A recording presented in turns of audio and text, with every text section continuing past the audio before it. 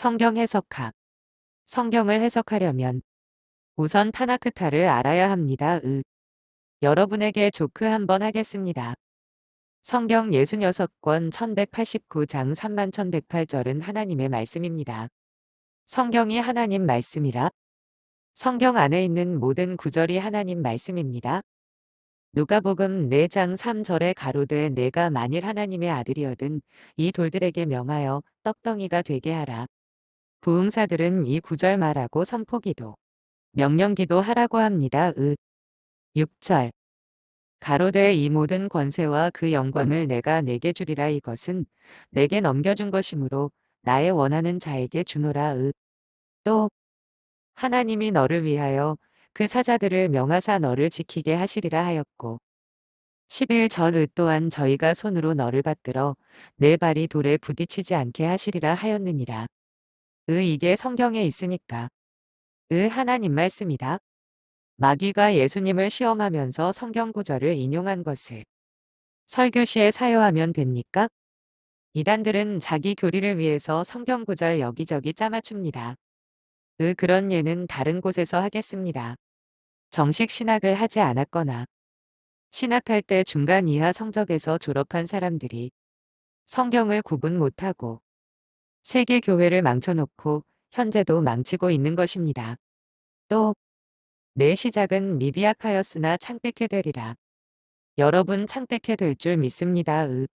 예? 아멘해요? 이것은 욥의 친구들이 고난받는 욥을 친구들이 조롱하는 말인데 사업장이나 사당들이 명언인양 서각을 걸어놨습니다. 이것은 누군가 설교자가 잘못 가르쳤기 때문입니다.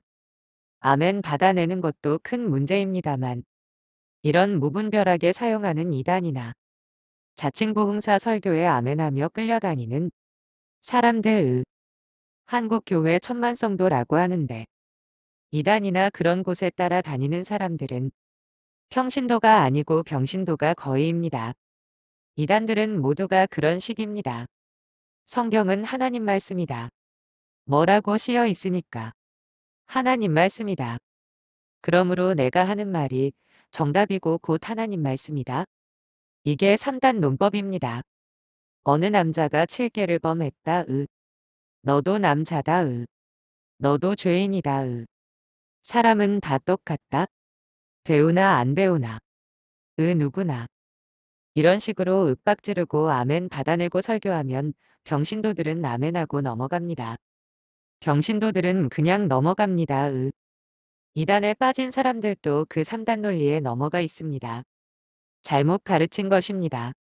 자, 이제 알려드리겠습니다.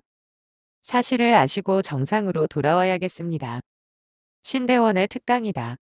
생각하시고 보시면 전환점이 되실 줄 믿습니다. 성경 해석학이란? 성경에는 문화적 표현, 과장법, 과장법적 대조, 제휴법 등이 있습니다. 오늘은 문화적 표현과 하나님의 영원한 규례를 구분해야 된다는 것. 사실적인 묘사와 과장법적인 표현을 구분해야 한다는 것. 진짜 부정과 과장법적 대조 구문을 구분해야 한다는 것. 일부러 전체를 나타내는 제휴법적 표현을 구분해야 된다고 하는 이 네 가지 주제를 함께 살펴보도록 하겠습니다. 1. 그 시대의 독특한 상황 속에서 주어진 문화적인 표현을 구분해야. 먼저 문화적인 표현과 하나님의 영원한 규례를 구분해야 된다고 하는 것에 대해서 같이 생각해 보고 싶은데요. 성경은 언제 쓰인 것이죠? 지금으로부터 수천 년 전에 가장 최근에 쓰인 것이 지금으로부터 2000년 전에 쓰인 책이다. 이 말이에요. 2000년은 약간 안 되겠지만 그렇게 먼 아주 옛날에 쓰인 그 성경책인데 그때 이 성경책이 어떻게 주어졌냐면 하늘에서 뚝 떨어진 게 아니고 어떻게 쓰였습니까? 성경 저자들이 있었어요. 누가 있습니까?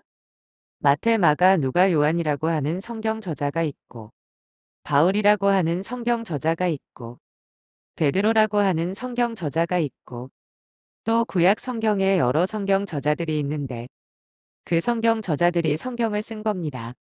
성경을 썼는데 그 성경을 쓸 때 그 사람들이 성경 저자들이 누구에게 썼을까요?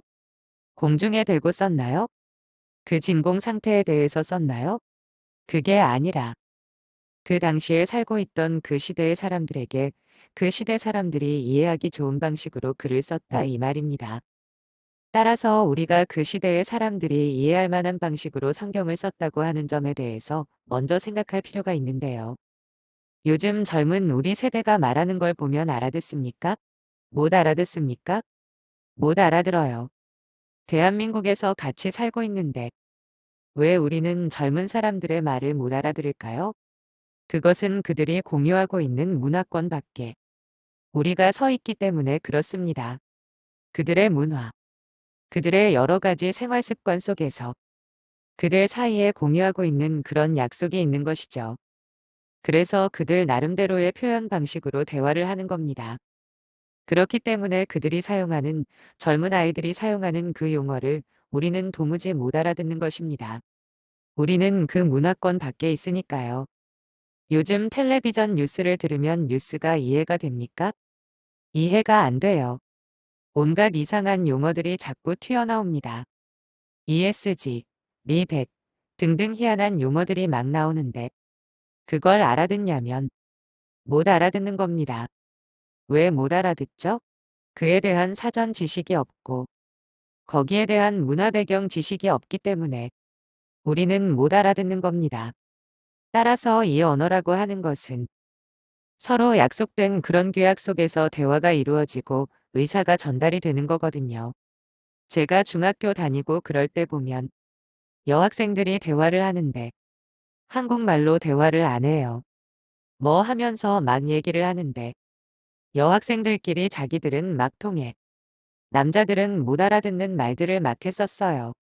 그런 거 기억나십니까? 그런 거 하신 적 있어요? 무슨 말을 이상하게 하더라고. 자기들 나름대로의 어떤 규칙으로 얘기하고 있는 겁니다. 성경은 그렇게 어려운 것은 아니지만 우리가 알 수 있는 공유하는 것들이 많지만 그럼에도 불구하고 성경 속에는 무엇이 섞여 있는가? 그 당시 사람들이 이해할 수 있는 그런 내용들이 포함되어 있다 이 말이에요. 그런데 그것을 마치 영원한 하나님의 계명 영원한 법칙이라고 오해하게 되면 우리는 성경을 오해하게 되는 결과를 가져오게 되는 겁니다. 성경의 저녁에 혼인잔치하는 것은 팔레스틴에 날씨 관계로 그런 문화가 있는 것이고 그 외에도 문화를 모르면 성경을 오해하는 것이 많습니다.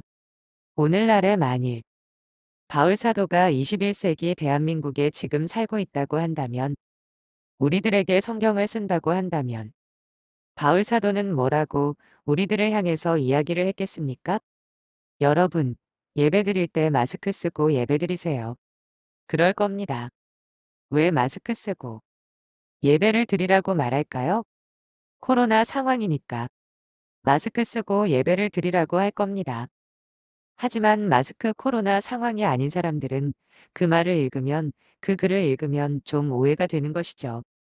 왜 마스크를 쓰고 예배를 드려야 되지? 말을 하지 말라고 하는 얘기인가? 아, 맞다. 우리는 하나님 앞에서 말할 사람이 아니고 우리는 입을 닫아야 되는 사람들이구나. 그렇게 생각하면서 우리는 침묵해야 됩니다. 그렇게 해석하면 될까요? 안 되는 거죠. 그래서 성경 속에 있는 문화적인 표현인가? 아니면 영원한 하나님의 계명인가를 우리가 반드시 구분해야 할 필요가 있을 것입니다. 베드로전서 5장 14절의 말씀을 보면 너희는 사랑의 입맞춤으로 서로 문안하라. 그리스도 안에 있는 너희 모든 이에게 평강이 있을지어다. 라고 하는 말씀이 있습니다. 그러니까 우리들도 우리 앞으로 입맞추면서 인사 좀 할까요? 제가 뒤에서 나가시는 분들하고 지금 이렇게 인사하고 있는데 여성분들한테는 이것도 안 하고 그냥 눈으로만 하고 있는데 앞으로 우리 뽀뽀 좀 하면서 인사할까요? 아니요. 이것은 그 당시 중동 문화권에서는 서로 입맞춤을 하면서 인사하는 인사법이 있었던 것이죠.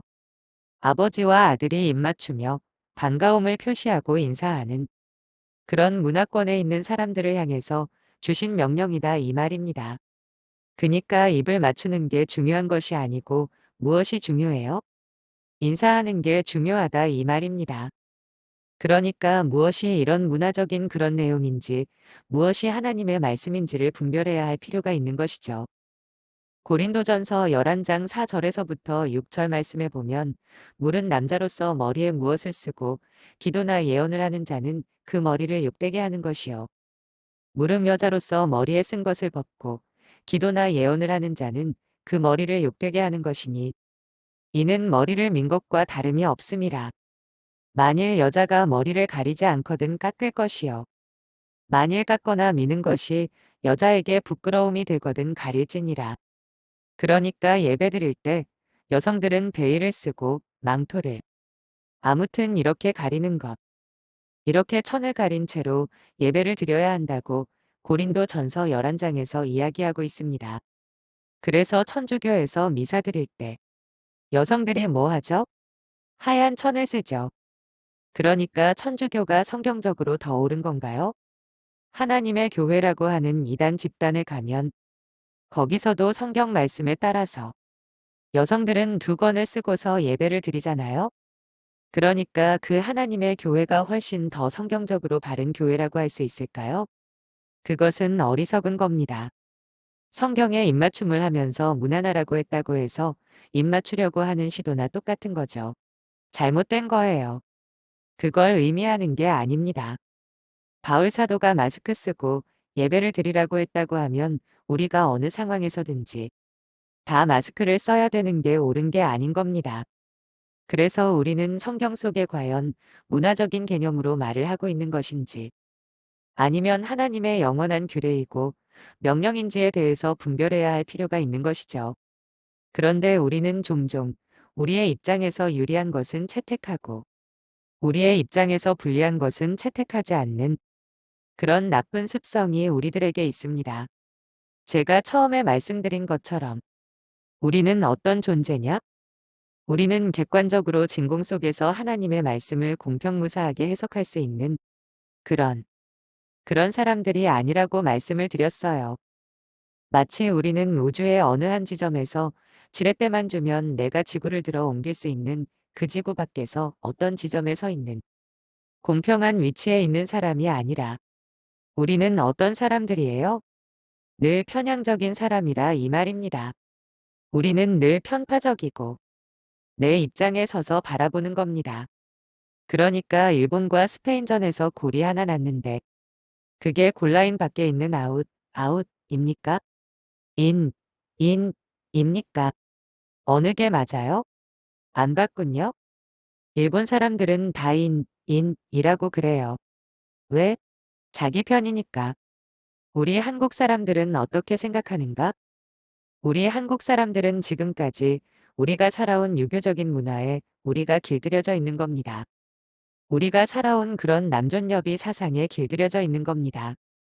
우리가 살아온 그러한 여러 가지 관습에 길들여져 있어서 그래서 그 관점으로 성경을 해석하려고 하면서 그래서 심지어 이런 문화적인 것도 이것도 하나님의 영원한 규례인 것인 양 그렇게 주장하는 경우들이 많이 있는데 그렇게 주장만 하면 되는 것이 아니라 우리는 하나님의 말씀 하나님의 마음이 무엇인지를 진지하게 고민하면서 무엇이 문화적인 것인지 무엇이 하나님께서 우리에게 진정으로 원하시는 것인지를 세심하게 분별해야 할 필요가 있습니다.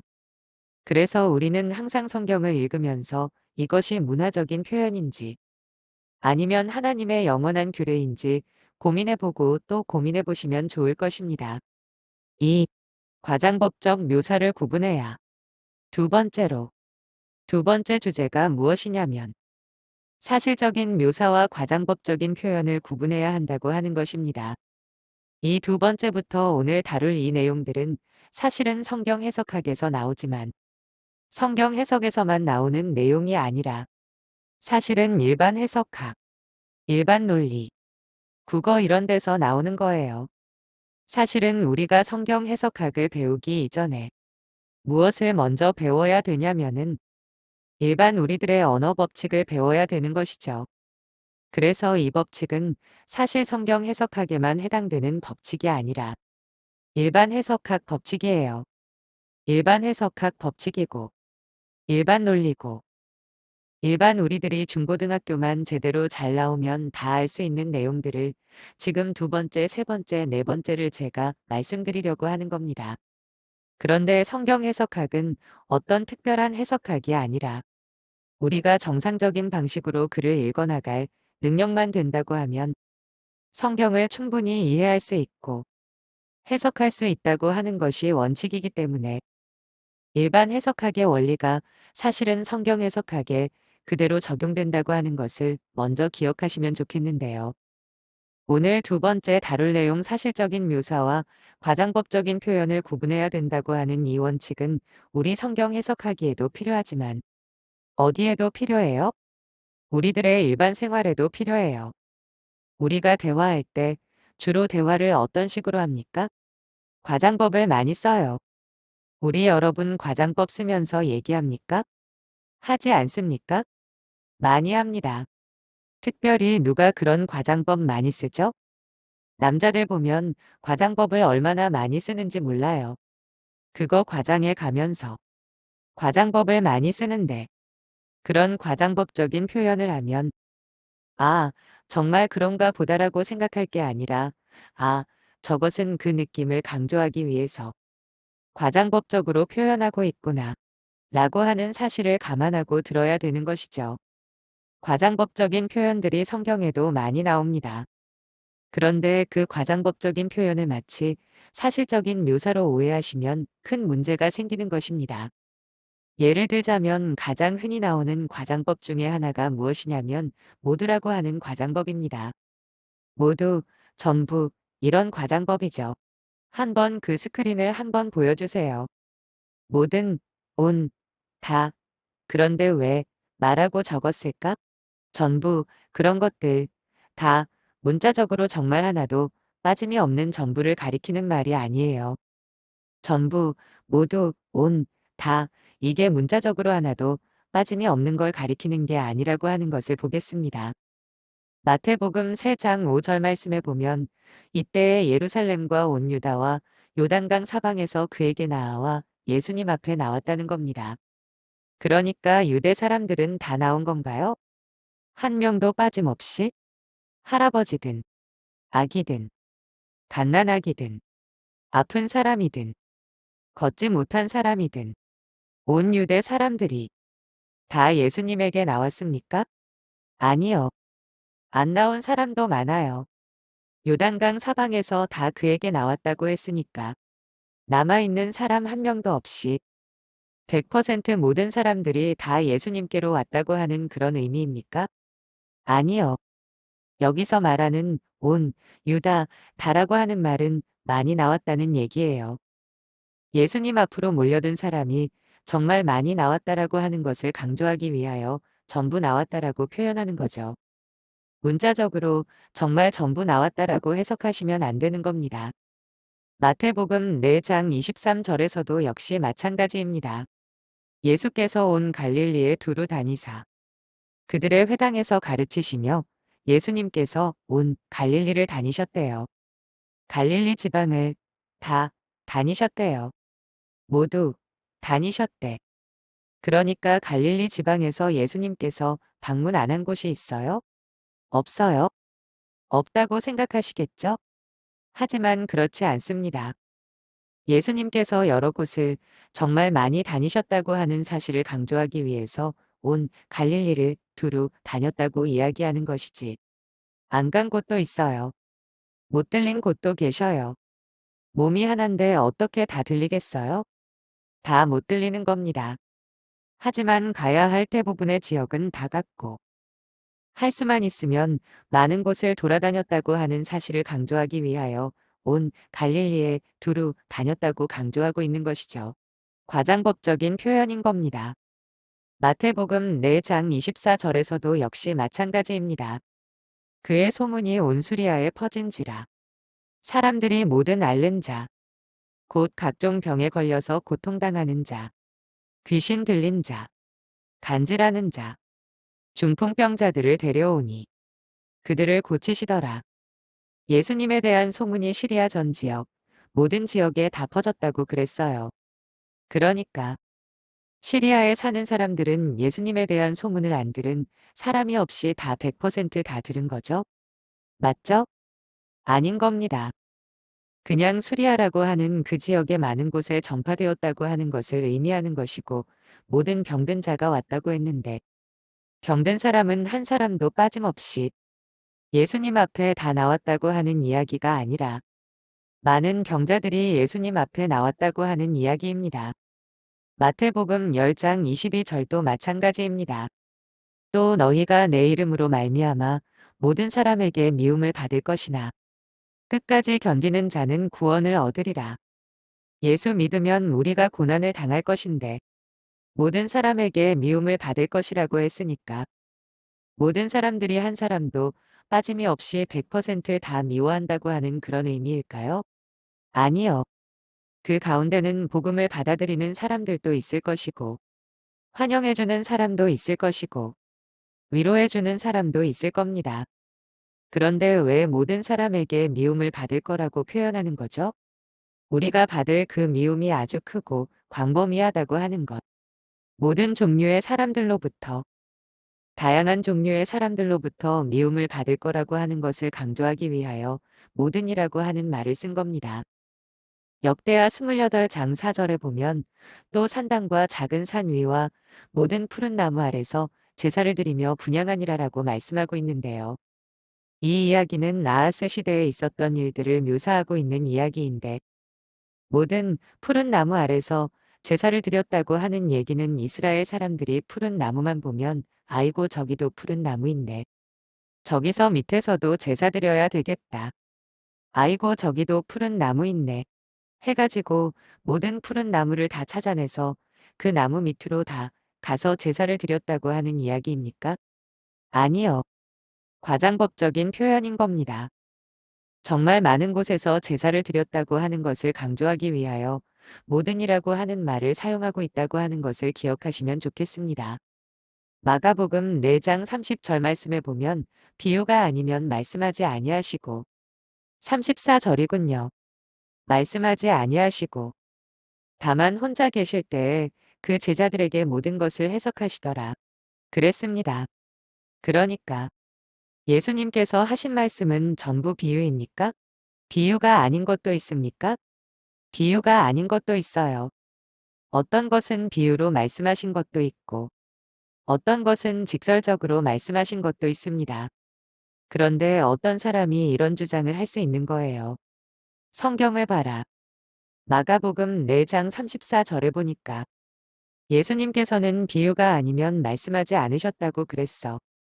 그러니까 예수님의 말씀은 전부 다 비유야. 그러니까 모든 말은 다 비유로 해석해야 돼. 사실처럼 그냥 객관적인 사실처럼 해석하면 절대로 안 돼. 모두 다 비유로 해석해서 그래서 비유로 이해해야 돼. 라고 주장하시면 됩니까? 안 됩니까? 안 되는 겁니다. 창세기 22장 17절. 내가 내게 큰 복을 주고 내 씨가 크게 번성하여 하늘의 별과 같고 바닷가의 모래와 같게 하리니 내 씨가 그 대적의 성문을 차지하리라. 아브라함의 후손이 얼마나 많아질 것인가를 설명하는 묘사인데요. 하늘의 별처럼 많아지고 바닷가의 모래알처럼 많아진다는 얘기는 이스라엘 민족 그 후손들의 숫자를 다 세보면 바닷가 모래알 숫자만큼 똑같아질 거라고 하는 그런 의미일까요? 아니요. 과장법일 뿐입니다. 바닷가의 모래라고 하는 것은 정말 많아서 셀 수가 없이 정말 많은 것처럼 이스라엘 민족도 그만큼 엄청나게 숫자가 늘어날 거라고 하는 것을 과장해서 하시는 말씀이지 사실적인 묘사가 아니라고 하는 사실을 기억하시면 좋겠습니다. 그런데 안타깝게도 성경을 연구한다고 하는 사람들이 종종 과장법적인 묘사와 사실적인 묘사를 혼동해서 과장법적인 묘사를 사실적인 것이라고 오해해서 잘못된 결론을 내리는 경우가 있습니다. 그게 어떤 경우냐면 보편구원론, 유니버셜리즘이라고 하는 그런 주장입니다. 모든 사람들이 다 천국에 가는 겁니까? 일부만 천국에 가고 일부는 지옥에 갑니까? 어떤 게 성경의 가르침이죠? 좀 얘기 좀 해줘요. 어떤 게 성경적인 가르침이죠? 모든 사람들이 다 천국에 가게 돼 있습니까? 어떤 사람은 천국에 가고 어떤 사람은 지옥에 가게 돼 있습니까? 전자입니까? 후자입니까? 후자죠. 그게 성경적인 가르침이죠. 그런데 어떤 사람들은 성경을 근거로 해서 지옥에 가는 사람은 한 사람도 없다. 모두가 다 천국에 가게 되어 있다라고 주장하는 겁니다. 왜? 성경에 보면 모든 사람이 구원을 받으리라고 하는 말이 있거든요. 고전 15시 22분 세미콜론 뒷 2시 11분 세미콜론 CF. 김전 2대 4. 모든 사람이 구원을 받으라고 하는, 받을 거라고 하는 말이 있으니까. 거봐라. 모든 사람이 구원받는다고 하지 않았느냐? 그렇다고 한다면 모든이라고 하는 것은 모든 사람이 다 구원받는 것이지 한 사람이라도 예외가 있으면 모든이 되겠느냐? 모든 사람들이 구원받는 것이다라고 주장하는 사람들이 있어요. 그런 사람들은 어떤 사람들이에요? 참 바보스러운 사람들이에요.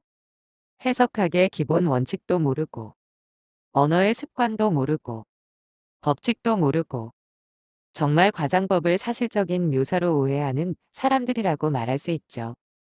우리 남편이나 아내가 과장해서 이야기하면 과장해서 얘기하는구나.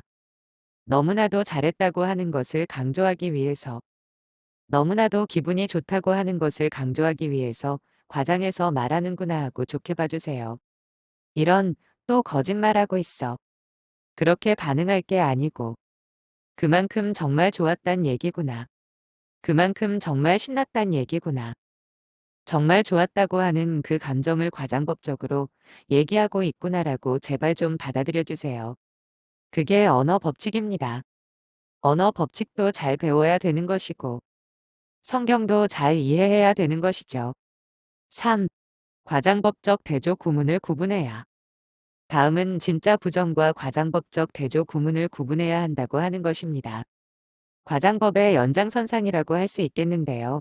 과장법적 대조, 하이퍼발릭 콘트라스트라고 하는 것은 무엇이냐? 한번 보여주세요.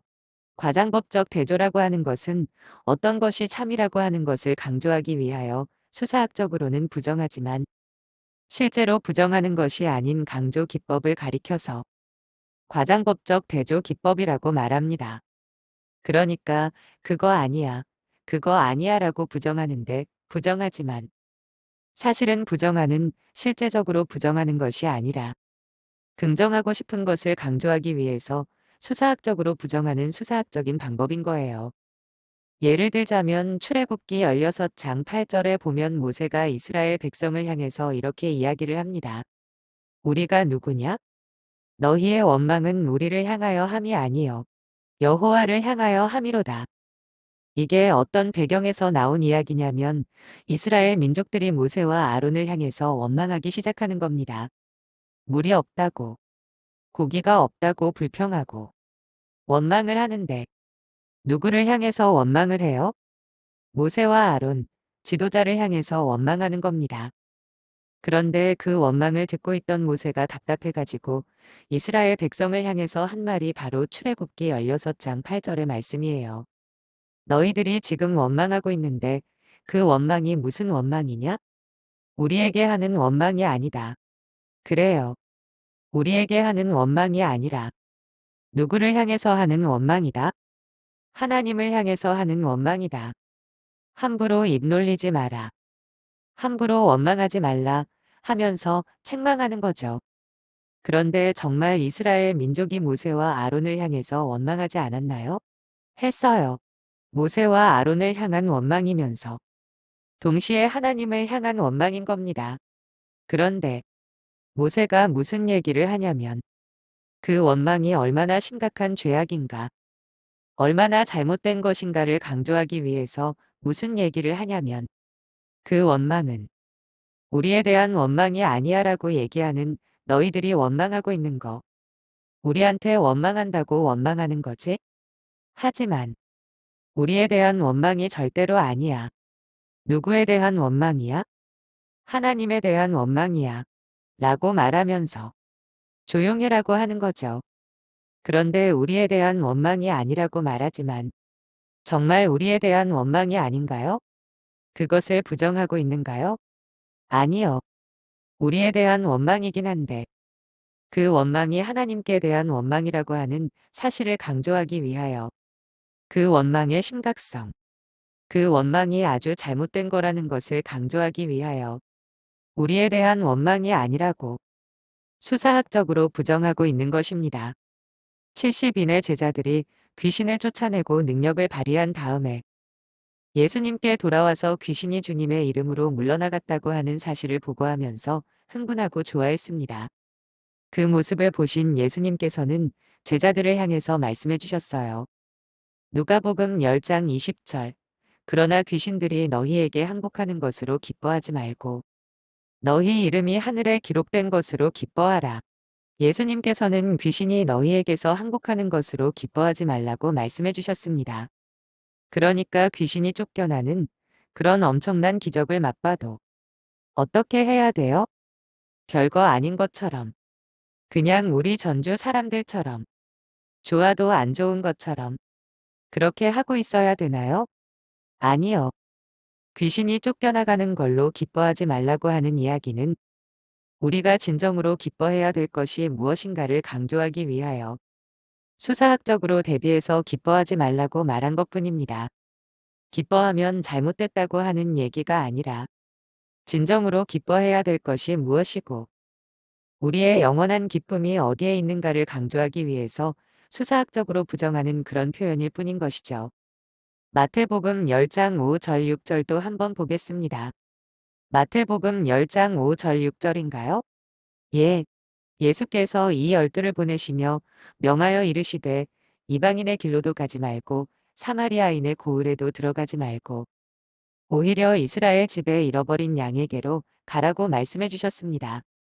예수님의 이 말씀은 성경을 연구한다는 신약학자들에게 엄청난 고민을 던져준 말씀입니다. 예수님은 선교를 부정했네. 예수님은 생전에 이방인들에게 전도하는 것을 반대했었네. 예수님의 목적은 무엇인가? 이스라엘 사람들의 회복에 관심이 있었고 이스라엘 민족을 위한 메시아로 오신 것이지 이방인을 위한 메시아로 예수님이 오셨다고 생각하지 않았네. 예수님은 처음부터 끝까지 유대인들만을 위한 메시아로서 사역을 했는데 예수님께서 죽으시고 부활하시고 승천하신 이후에 예수님의 정신에 따라서 교회를 만들었던 사람들이 예수님의 정신을 확대하고 확대하다 보니까 이러지 말고 예수님의 사랑을 우리가 이방인들에게도 전하자. 그래서 바울 사도에 의해서 선교가 만들어지고 그리고 초대교회 그런 사도들에 의해서 그렇게 선교가 만들어진 것이지.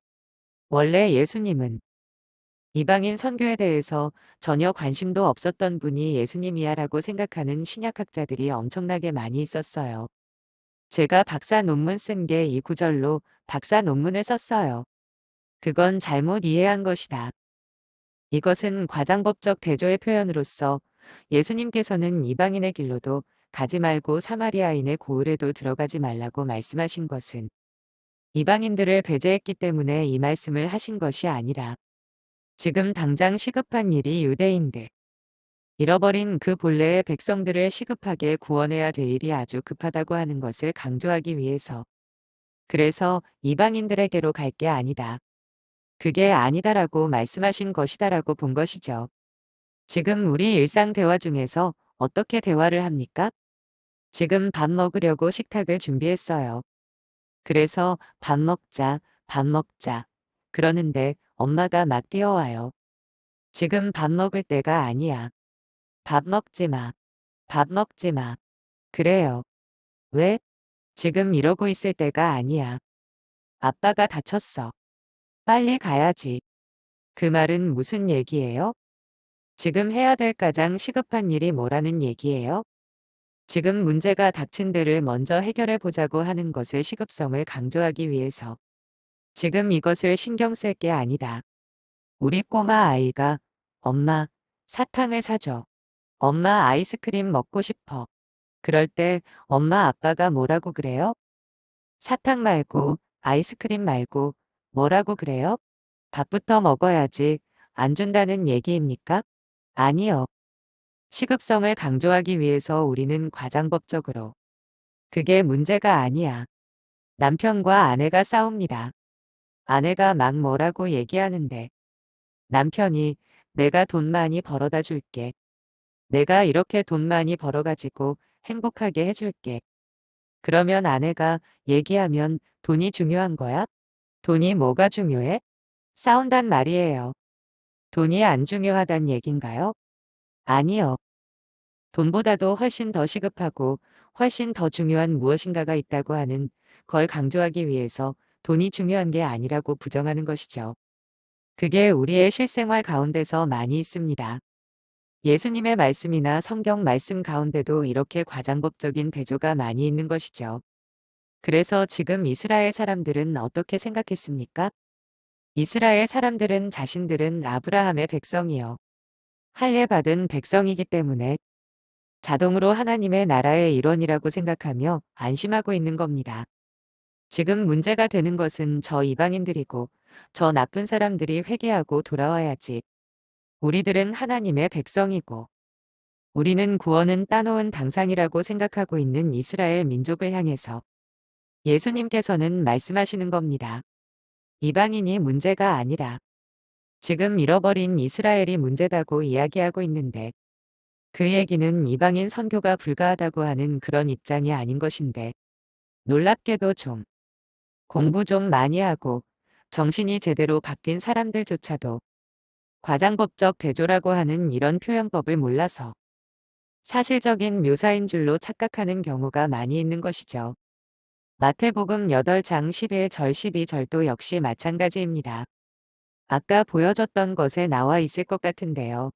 마태복음 8장 11절 12절 말씀.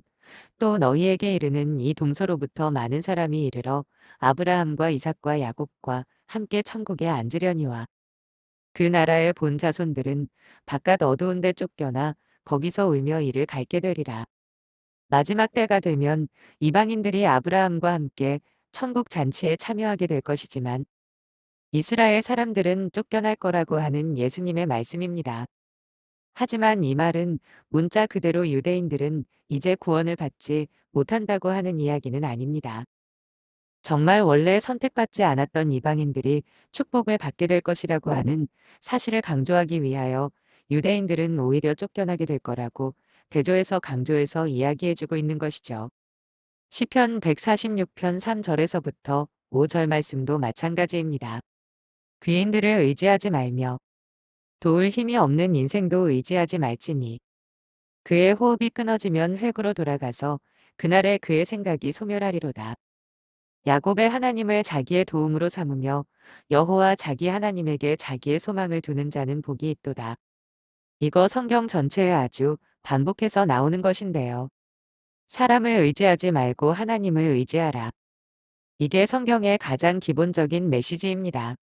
이 세상의 것을 의지하지 말고 돈을 의지하지 말고 애굽을 의지하지 말고 하나님을 의지해라. 하나님만이 너의 구원자시니까 하나님만 바라바라라고 하는 게 성경 전체의 가르침입니다. 그러니까 이 말씀을 보고 많은 사람들이 어떻게 오해하냐면 거봐라. 하나님만 의지하라고 했지. 사람을 의지하면 안 된다고 했다. 그러니까 어떤 사람이 지금 어려움 가운데 있어서 그것이 너무나도 안타까워서 옆에서 어떤 사람이 찾아와 가지고 참 안 됐네요.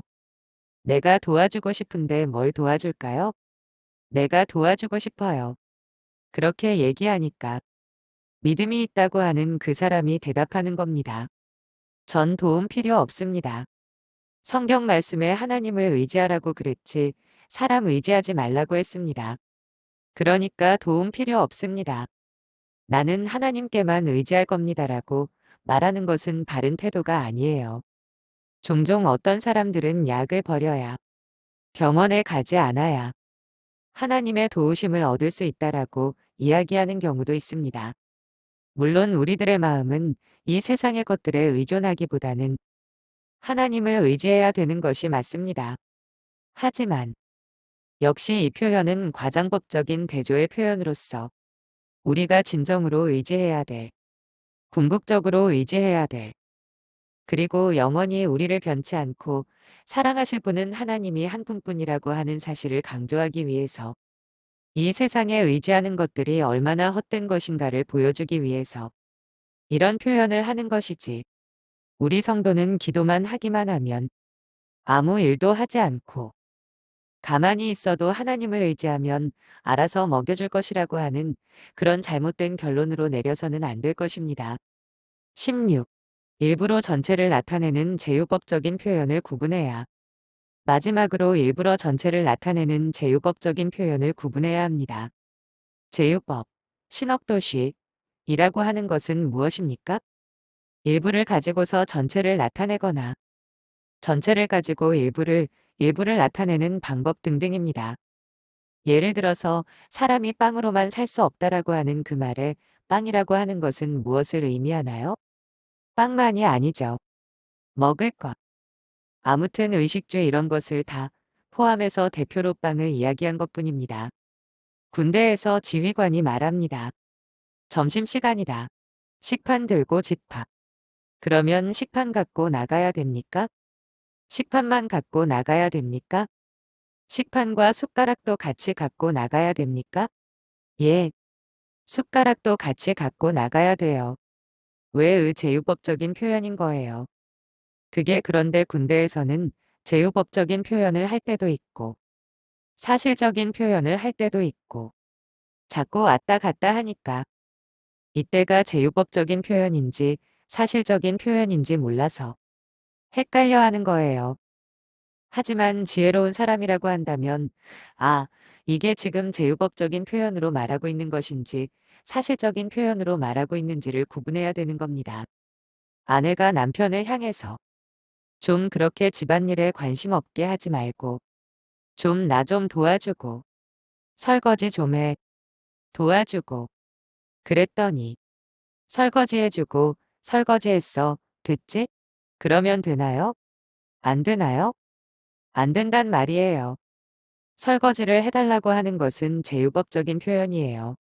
관심을 가지고 집안일도 해주면서 우리 서로 사랑하면서 살자고 하는 그런 제휴법적인 표현인데 일부러 제휴법적인 표현을 해도 사실적인 표현으로 알아듣는 척하는 그런 무심한 남편들이 많죠. 저를 포함해서. 마태복음 6장 11절에 오늘날 우리에게 일용할 양식을 주옵소서라고 기도하라고 가르쳐 주셨습니다. 그러니까 양식을 위해서는 기도할 수 있겠지만 학교를 위해서는 기도하는 건 안 되는 거죠? 직장을 위해서는 기도할 수 없는 거죠? 양식을 위해서 기도하라고 했으니까? 아니죠. 양식이라고 하는 것도 제휴법적인 표현이 되는 겁니다. 모든 것, 우리에게 필요한 것들을 위하여 하나님 앞에 기도할 수 있는 것이고 누가복음 10장 4절에 전대나 배낭이나 신발을 가지고 가지 말라고 말씀해 주셨으니까 전대하고 배낭하고 신발만 안 가져가면 되고 휴대폰이나 노트북은 가져가도 괜찮겠죠? 아닌 겁니다. 제휴법적인 표현이라고 하는 것을 기억해야 할 것입니다. 이런 제휴법적인 표현들이 많아요. 그래서 그 표현을 볼 때, 법률가들은 그 제휴법적인 표현을 보고서 빠져나갈 궁리들을 합니다.